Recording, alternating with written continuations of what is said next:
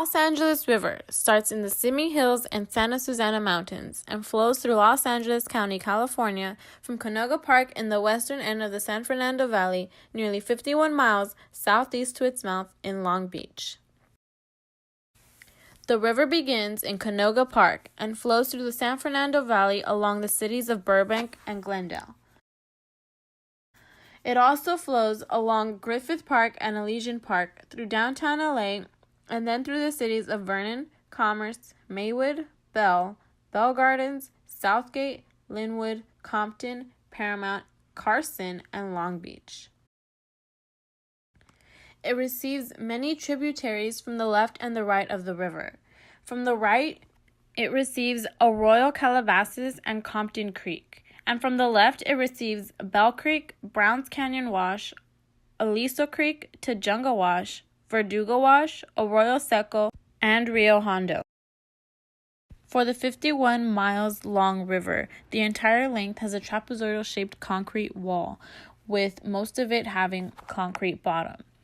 There are only two spots where the bottom is natural instead of concrete, and those are the Glendale Narrows regions, where there is rising groundwater, and at the mouth of the river, where it empties out into the Pacific Ocean. The section's course is adjacent to Glendale, Griffith Park, Los Feliz, Atwater Village, and Elysian Valley. The area is popular for outdoor recreation, birdwatching, and local fishing. Major streets crossing it include Los Feliz Boulevard, Glendale Boulevard, and Fletcher Drive. Looking at this river bird eye version, I can say that it is one of the largest rivers.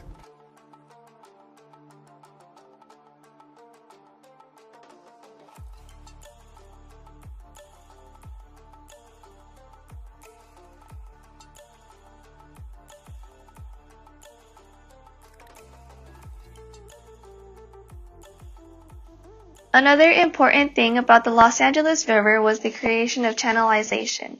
Channelization is a method of river engineering that widens or deepens rivers to increase capacity for the flow's volume at specific sections of the river. The image shows how channelization made the river parallel to have more water run through it rapidly. Just like the Los Angeles River, the banks are cleared and does not have as much habitat as a natural river would have. The river was created due to the devastating floods that happened consecutively throughout the 1940s. These before and after pictures show how serious the floods were and how much damage they caused.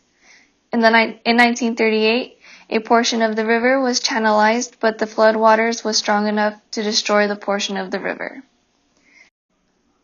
This was when the public demanded flood control, and they began the total channelization that took 20 years to finish. They cemented what used to be the natural sharp turns of the river and straightened it, which helps the floodwater move more quickly downstream and connected the streets and sewers to drains along the river to capture rainfall and prevent it from going to the streets. Since the river is cemented with concrete walls, this prevents plants from growing, which means no food for animals who live around there. Once a place filled with shrubs, forests, and dense wood is now pure cement with sand, gravel, and cobbles, which is due to the amount of water released in the river and mixed with the sand periodically. Aside from the devastating floods that occurred and the long process that took for the LA River to get channelized, it also had its natural beauties, those in which consists of the river becoming a home to the plant life and wildlife. For many years, there has been an ongoing feud about revitalizing the Los Angeles River. The Los Angeles River is an important part of how Los Angeles has been developed.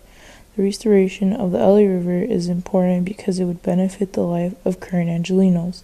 The division over the current state of Los Angeles River is a heated topic, with some saying we leave the river how it has been designed. This belief to stay the same is due to worry of overflooding, but the restoration plan includes additional flood controls and many opportunities to better the ecosystem of Los Angeles. The revitalization of the Los Angeles River would provide a home for more natural habitat, a clean environment for the community, and a new source of water for Los Angeles. Rebirthing the Los Angeles River is a good idea because it would provide a home for wildlife and plants. When there are more plants and trees planted in the community, there will be an extra source of oxygen, which will give the city of Los Angeles the opportunity to lower the urban heat temperature. Urban heat temperature occurs where there are lots of congested roads, cars, traffic, and building in an area that cannot contain much of this pollution.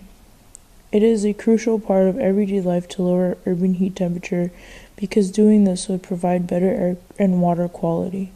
The best way to lower urban heat temperature would be by planting trees or any type of plants because trees and plants provide more oxygen and shade, which can help cool down the temperature of the area. The restoration of the river would also give wildlife such as birds, fishes, and many more species a habitat to live in. Los Angeles is one of the most polluted cities with a very poor air quality, and that is why the restoration of the LA River would make a significant impact on the community of Los Angeles. In conclusion, the Los Angeles River was a place that was filled with greenery. Many people do not actually care about the environment, but they should because we are the future generation.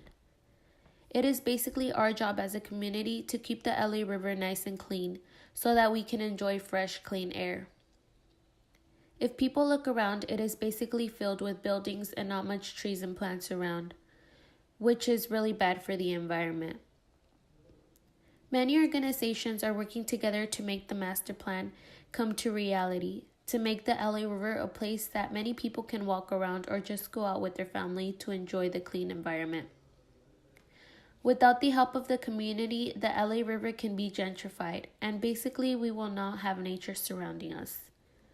Therefore, it is our job to help this master plan come to reality and think about the future that we want as a community.